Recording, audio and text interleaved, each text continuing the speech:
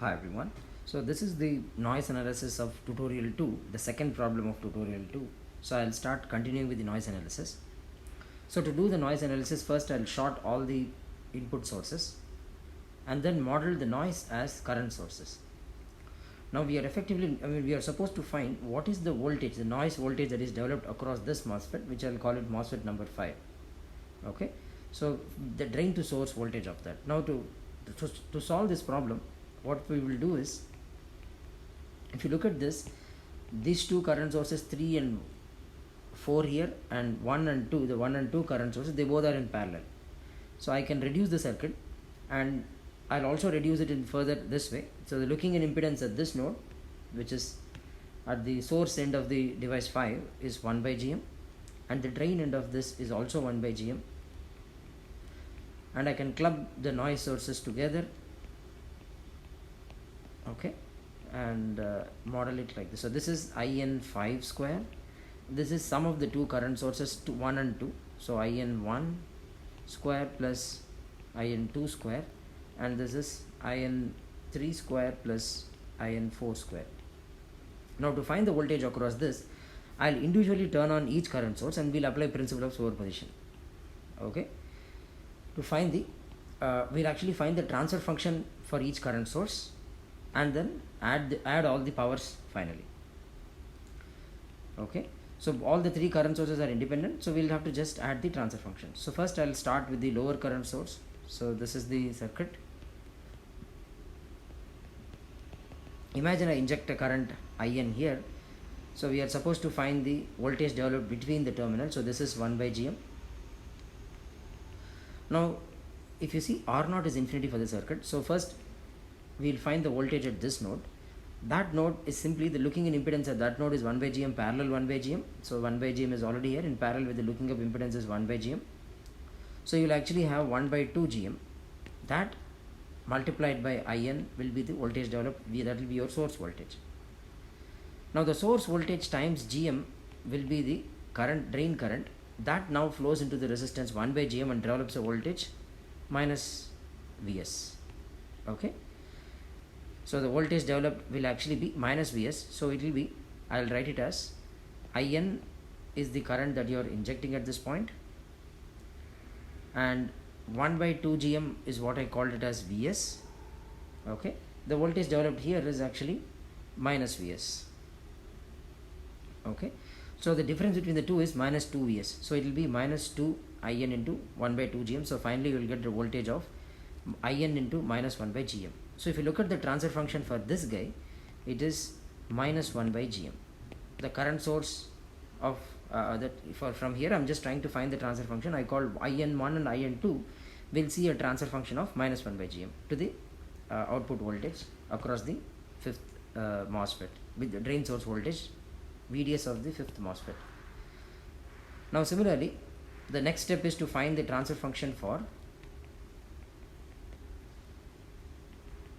the other current source, which is the fifth device current source.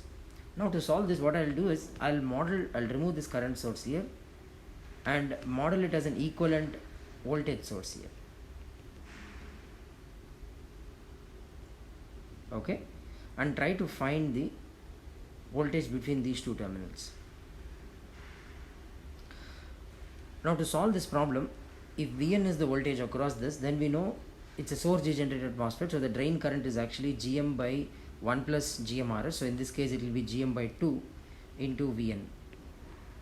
Okay, that will be the current drain to source current flowing. Now this drain to current source flows through an impedance of 1 by Gm, so it will develop a voltage of minus half Vn, and at this node it will develop a voltage of plus half Vn. So your V drain is this much and V source is plus half Vn, and so the difference between the two, VDS, is going to be minus Vn. Okay, so we already know that if I have a current source flowing between drain to source, I can model it as an equivalent input referred voltage source at the gate terminal as IN by Gm. That can be modeled this way. So now your VDS in this case is simply going to be VDS the transfer function is VDS is minus Vn, so and Vn is minus In by Gm. Again the transfer function here is minus 1 by Gm for the current source of the fifth device. Okay, the transfer function which is actually VDS by In is minus 1 by Gm. Now finally we are trying to find the transfer function for the last current source, which is flowing in this direction. I mean the direction of the current doesn't matter, so I'll just assume it is because eventually we are going to square sum and then square it and sum it. This is 1 by Gm, 1 by Gm, and this is ground. Now here we are injecting current into the drain terminal. This will first create a drain. I mean your source node is at ground, this is also at ground. Okay, since both these terminals are at ground, you can't actually have any current flowing VDS. I mean there will be no GM VGS current flowing in this device. In fact you can actually assume that a current of GM VGS is flowing through this resistor here, 1 by Gm. So the voltage drop across that will also be VGS, and this will also be VGS. So VGS plus VGS equals 0, because if I apply KCL in this loop we will get VGS 0, so VGS will be equal to 0.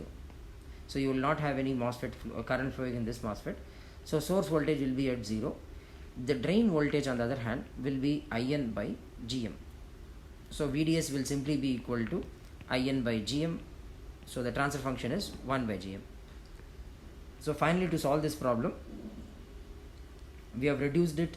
So the In1 square plus In2 square, the two current sources, will see a transfer function of minus 1 by Gm. So that will be minus 1 by Gm the whole square, plus In5 square, which is the MOSFET in between, into that also sees a transfer function of 1 by Gm, and In3 square plus In4 square. So you can look at what the 3 and 4 the numbering are, I told in the beginning of the lecture, into 1 by Gm the whole square. Okay, there is whole square here. So now assuming all the devices are identical, they are biased with the same GM, you will have 1, 2, 3, 4, 5 terms. So it will be 5 In square, I am assuming all are equal to In square, into 1 by Gm square.